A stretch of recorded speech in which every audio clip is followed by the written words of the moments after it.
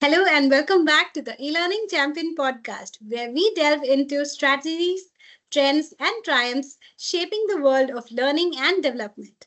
Today, we are diving into a topic that can make or break your corporate training programs: feedback. Get ready to master the move to better feedback. Our guest today is Joel Silverstone, the owner of TFR, a communication expert with over 25 years of experience helping leaders and teams transform how they communicate. He's worked with thousands of people at Fortune 1000 companies. He's worked with thousands of people at Fortune 1000 companies like TD Bank and ABBO, providing practical techniques rooted in emotional intelligence and improv. We'll dive into how his dynamic, hands on approach can directly help L&D professionals like you design more engaging training, improve presentation skills, and facilitate better collaboration within your organization. Hi, Joel. We're super thrilled to have you speak to us today. Sharna, it's a pleasure to meet you and to be on the eLearning Champions podcast. I love the title. Wow, that's really nice to hear. So, dear listeners, before we dive in, make sure you subscribe to us on a platform of your choice so that you never miss an episode packed with valuable tips and inspiring stories. Moving to the first question, Joel, what gets in our way of giving feedback? Well, I absolutely, and I think Sharon, I think you can agree. I think as soon as we hear the word, "I've got some feedback for you," already our heart starts to race, our pulse starts to quicken. So I already agree. there's already like a little bit of a stigma, if you want, with the word feedback. Right. And two things are happening. One is this, like I just said, like the anticipation, right? As soon as I say, Sharna, I'd like to talk to you at the end of the day, or Sharon, I've got some feedback for you. You start to feel that. And, when you think back to when we were kids, we were never called into the principal's office because we got an A. It was always Right. bad news, right? And so we associate feedback with that sort of that there's bad news, that we did something wrong. And then the anticipation. Sharon, have you ever seen the movie Jaws with the Yes. shark? Yes. What's interesting about that movie is that we don't actually even see the shark until an hour Correct. and 21 minutes into the movie. The whole time it's Yes. that, do you remember the music? Yes, absolutely. Da da da da da da. It's that Yes. anticipation. So it's that Right. anticipation that leads towards the feedback. So those are the two things that happens emotionally for us leading up to that moment. On both sides, like if you've had to give feedback too, you start to get a little nervous too. And the second thing is I hear this all the time from leaders in organizations and even people in the in learning world is how do I make this negative sound positive? How do I Right. make this negative sound positive? So those are the two things that get in the way. And I'll talk a little bit more about positive and negative in a bit. But it sounds like this what I'm saying already just kind of resonates with you as I'm saying this. Right. Absolutely. So, could you walk us through the move model and give better feedback? Yes. Well, the move model is, as you said in the intro, from the world of improvisation. So, in my former life, I was a professional actor, Wow. and yeah, doing theater, improv, and maybe some film and television. I was not a successful professional actor. Let's put it that way. But what I took away from that is this idea that an actor's job is to move the other actor. And the same thing happens when we're designing learning, when we're having our conversations. Our job is not take the focus off of ourselves and put the focus on the other person. Who's your audience, and how do you want to move them so that they see something practical, something that resonates for them. And so take that and we make that into an acronym. And MOVE stands for basically mindset, observe, validation, and exchange. And so when we Okay. go back to that one about the first part about positive, how do I make feedback this to make it sound more positive? That's where the M part starts with mindset. Mindset. And yeah, and to clarify your intention. So if your intention is instead of right now your goal is all that you're thinking about is how do I make negative feedback sound positive? Right. You're going to fall into a trap, yeah? So what we want to do with that is that we want to change that intention. So for example, how can I make this feedback more respectful of the other person? Correct. And already your shoulders start to drop. Your voice might start to calm down a little bit. And let me give you a quick example. I was working with an organization, and one of the people was saying, um, "How do I give feedback to this person? Because they're writing, they write things, and the writing is accurate, but it's lacking creativity. It's lacking emotion. It's accurate, but it doesn't, lack of a better word, it doesn't move people." Right. And I'm like, okay, well, this how we could frame that feedback is exactly that, is to say, listen, your writing is accurate, and I have some ideas on how we can elevate it. Would you be open to Wow. hearing some of that?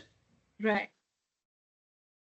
So that's the first part about mindset, and then observe is exactly, is like, what did you see and hear from the other person that they did, the impact that it had, and the second part of that is observe what do you see that's happening right now in front of you. So like as I'm looking at you, you're listening, and I might, if I was giving you feedback, sure, and I would pause right here, and I would just go, Shirna, I see that you're listening and you're nodding. What are your thoughts so far? What do you think? Right. Because Right. I haven't given you a chance to speak. Correct. And then the V for validation is if you are going to speak, and this is where people fall into the trap, is that they don't often validate what the person has just said. Right. They gave you some information. Maybe it's not what you wanted to hear, Correct. uh, but it's the idea of acknowledging what they said. This is what they believe, and then Correct. the final part is put it all together, and that we're now hopefully in a place of having an exchange and having a dialogue, where I would then make the request, but then sure enough, most importantly, I would ask you, how do you see it? What's one thing that you want to do moving forward? And we Correct. do this in learning, right? We always say, what's your takeaway to the people in Right. learning? We should be doing that in feedback too, because if the person doesn't say what it is they're going to do, then they don't own it. Wow, that's really nicely said. Yes. Thank you, Sharna. So Interesting. yes, so how, like that's basically the model, and I guess how do what are your thoughts on that? I'll borrow from my own example. I believe the way you structured it from mindset to observation and then moving to validation, like you said, validation is a key piece that a lot of people miss, especially in the domain of L&D. So the way the structure works and the framework is, I think it's a really good model. And if we put it to practice, I'm sure we'll have a lot of value coming out of this. Nice. Yeah, I think so. Yeah. Yeah. And it's the important part is that beginning, is that if how you start it, like any conversation, how you start, do you make the other person feel safe? Do you make Right. the other person feel comfortable? Do they know your intentions are true? Right. And in the world of learning, it's like people are always going to be a little bit hesitant, like, oh, is this something the organization wants us to do, or is this something that's really something I can use? So when Right. there's making sure there's no ulterior motives in that beginning. Right. And we've also noticed that there are situations where we have a large pool of frontline workforce and there are middle managers, and um, there's often a gap which in leadership development programs. So it's um, it's evident that some of it can be structured and can be feedback, like you said, carries a negative connotation. So how that can be improved and brought into a picture in the setup of learning and development so that it helps not only in professional development but even personal growth. So Mm. that is something I believe a lot of L&D teams can look into. That is somewhere back in the subconscious, but if you can bring it in the front, there is nothing like. That's a great observation. Yeah, because it's in there. We know it's there. And how do we make sure when the pressure's on, when we feel all eyes are on us, how do we make sure Right. that we bring that to the front? Yeah, absolutely. Right. So now, in the same line of thought, where do you think organizations and even learning teams get it wrong? get it wrong in feedback? Well, I think it's what we have this expression we say sugarcoating, which Right. is that we are kind of again going back to that, how do I make negative feedback sound positive? We Right. don't want to have confrontation. We don't want to have Right. conflict. And we think about making it safe. We say something nice. Right.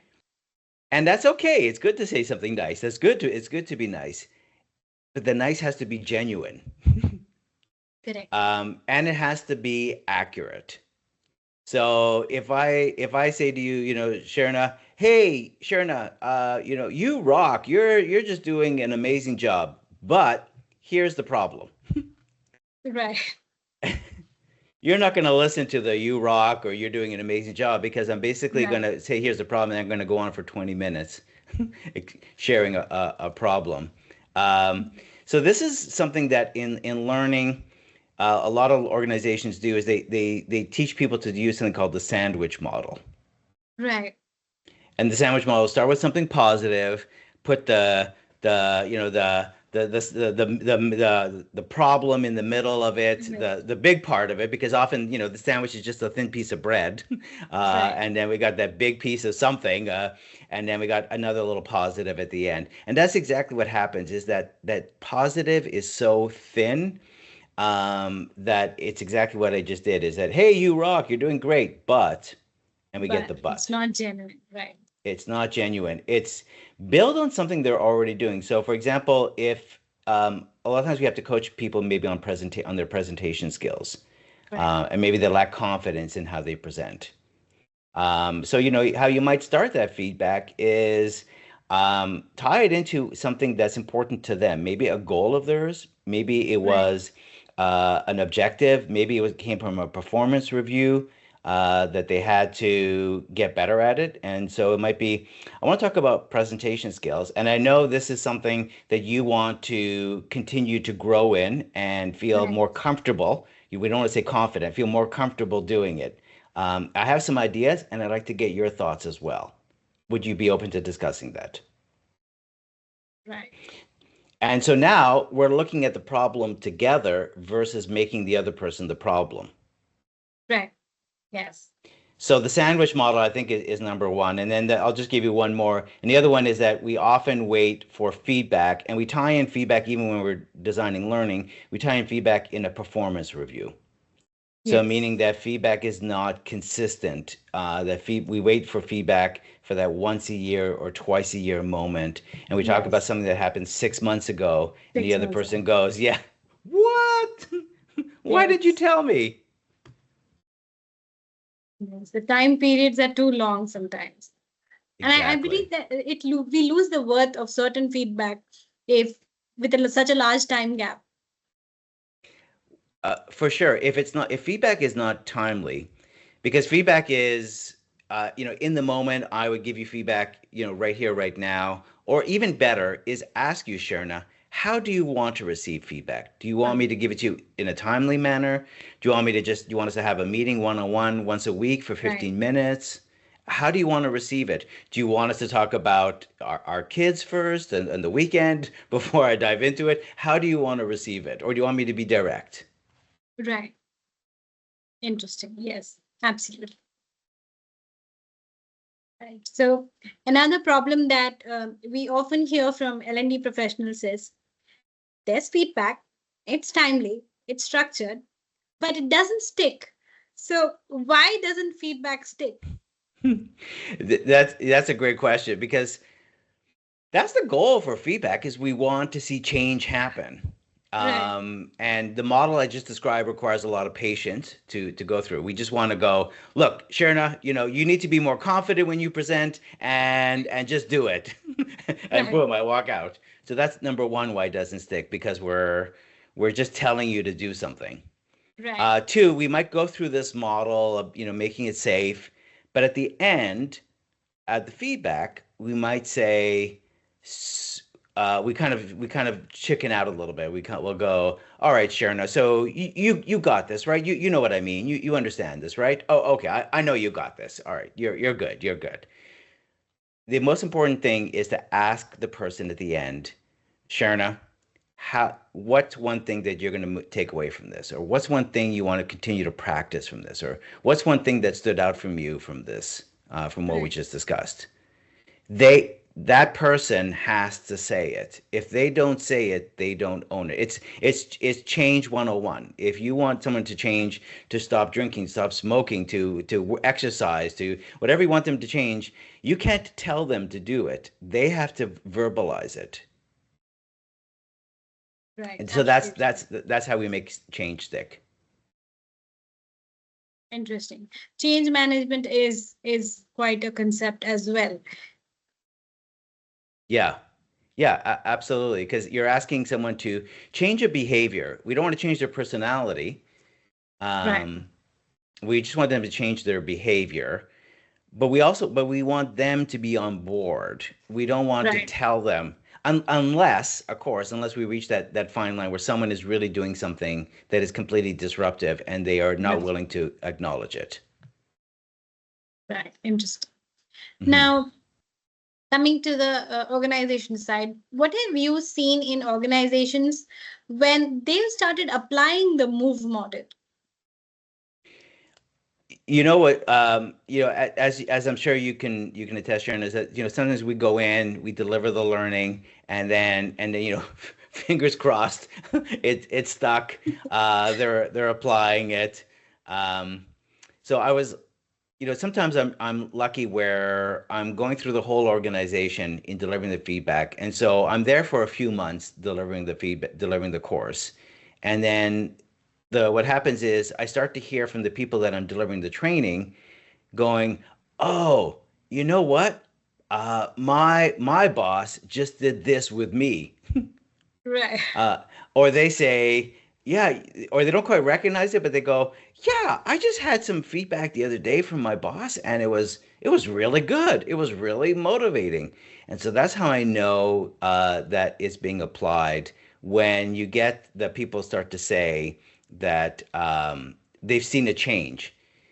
And that's the positives of when we come in as a learning organization to come in and work on a course where we're helping people maybe with difficult conversations or giving feedback, is that there's a ripple effect in the culture. This is how we as learning people can make a difference, is we can have a ripple effect on the culture where if people are Yes. having better conversations, getting better and motivating feedback, we're having a ripple effect on that organization where as people, as human beings, Right. that they are a little bit, a little bit happier at work, a little bit less stressed, because we often, people who in organizations spend an enormous amount of time thinking about their boss. They spend more time thinking about their boss than they do thinking about their partner. Right. Yes. So if we can have an effect on those conversations where it feels more collaborative, then I think we've done a great job. And if we go in with that intention as learning people, also with that intention that how can we make that ripple effect on the culture here where it's more collaborative in giving feedback or difficult conversations. Right. Interesting. Very interesting. And coming to this one term that has been really catching our attention, especially on social media, psychological safety at workplace. So, how do you think that aligns with feedback? Like, of course, like you said, the environment has to be positive. It has to be safe for feedback. So, what are your thoughts on this? Yeah, it is. We talk about psychological safety, but and it's also like when we talk about the word confidence, we're not quite sure how to define it. It's sort of something in the cloud, so to speak. Um, but that idea of safety is an intention, which is how can I make this situation more collaborative, if you want to change the word, and collaborative, which Right. is that the other person doesn't go to fight or flight. And that's the idea of Right. psychological safety. How can I make it a situation that is comfortable where the other person doesn't be really quiet? And what I call is the yup yups, where they just nod their head and they just go, yup, yup, yup. So you're going to do that, right? Yup. Right. So you got this, right? Yup. Right. Or they right away become defensive and get Right. start to go to fight, and they start to go, I don't know what you're talking about. No, that never happened. a lot of times, because we also start with feedback, we start with being very vague and we start to say general Yes. things like, Sharna, you're always late. And then Right. Sharna, right away, you would go, Right. no, maybe once, Right. always. No, I don't think so. And we make I make this, and it's hard to remember this because I make this mistake all the time with my kids. I'm always making general, you're always leaving the dishes. Right.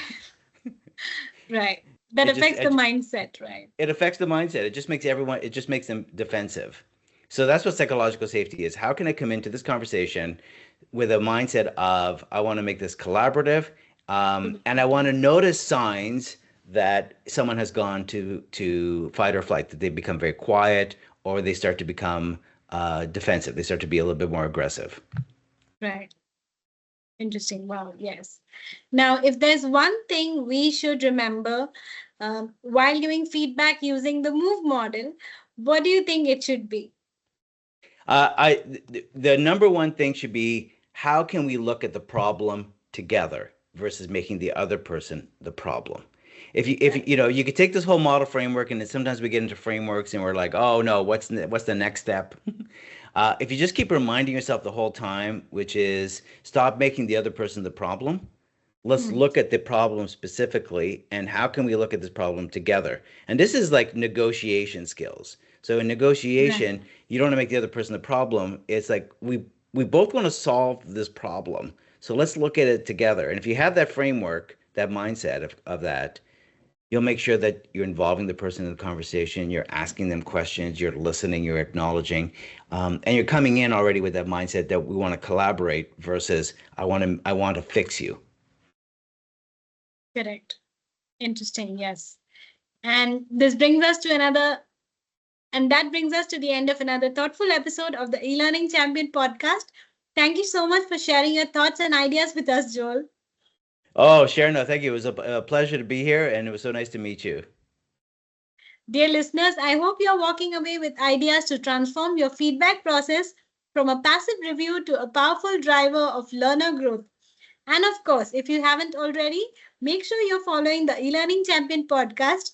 Do follow ComLab India on your favorite social media platforms and share your thoughts with us whenever you find time. Thank you for tuning into the eLearning Champion podcast. Until next time, take care and happy learning.